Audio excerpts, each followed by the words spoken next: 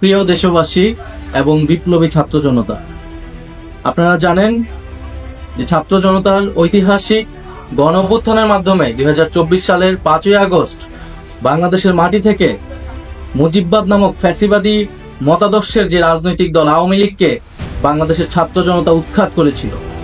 কিন্তু আমরা দুঃখের সাথে দেখছি যে এতদিন হয়ে যাওয়ার পরেও সেই আওয়ামী লীগের ব্যানারে আওয়ামী লীগের লোকেরা এই বাংলাদেশের মাটিতে এখনো মিছিল করার সাহস পায় এবং এই অন্তর্বর্তী সরকারের পক্ষ থেকে তেমন দৃশ্যমান উদ্যোগ নেওয়া হয়নি এই আওয়ামী লীগকে নিষিদ্ধ করার বা আওয়ামী লীগের বিচার কার্যক্রমকে দৃশ্যমান করার। আমরা 5ই আগস্টের পর থেকে ছাত্র জনতা বলে আসছি যে আওয়ামী লীগ কোনোভাবেই বাংলাদেশের মাটিতে রাজনীতি করার নৈতিক কোনো অধিকার রাখে না এবং তার আইনি বন্দোবস্তও করতে হবে।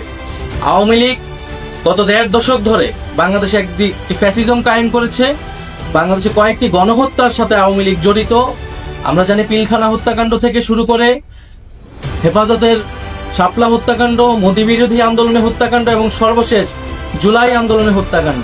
এছাড়া বিরোধী রাজনীতিক লোকেরা গুম খুনের ক্রসফায়ারের শিকার হয়েছে। এই সব কিছুর বিচারের জন্যই কিন্তু এই গণ অভ্যুত্থান হয়েছিল এবং আওয়ামী লীগকে আমরা দলগতভাবে বিচারের দাবি জানিয়েছিলাম, সেটিও আমাদের সামনে দৃশ্যমান হয়নি।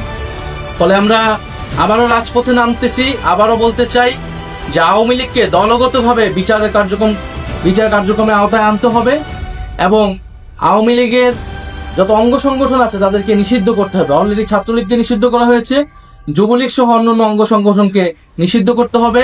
বিচার চলাকালীন তার নিবন্ধন বাতিল করতে হবে এবং রাজনৈতিক সাংগঠনিক কার্যক্রম নিষিদ্ধ করে আইন বাস্তবায়ন করতে হবে।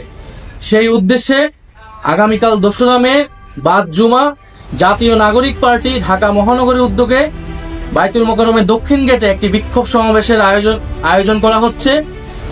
আপনারা দলে দলে সেই বিক্ষোভ সমাবেশে যোগদান করুন এবং গণ অভ্যুত্থানের যে আমাদের প্রতিশ্রুতি ছিল যে একটি ফ্যাসিস্ট মুক্ত বাংলাদেশ তৈরি করা, ফ্যাসিজমকে আর কখনোই বাংলার মাটিতে জায়গা করতে না দেওয়া এবং আওয়ামী লীগের যে গণহত্যা যে অপরাধ তারা করেছে সেই সকল কিছুর বিচার নিশ্চিত করা, এই সব কিছু আমাদের জুলাই আন্দোলনের প্রতিশ্রুতি এবং আমাদের শহীদদের প্রতি আমাদের প্রতিশ্রুতি।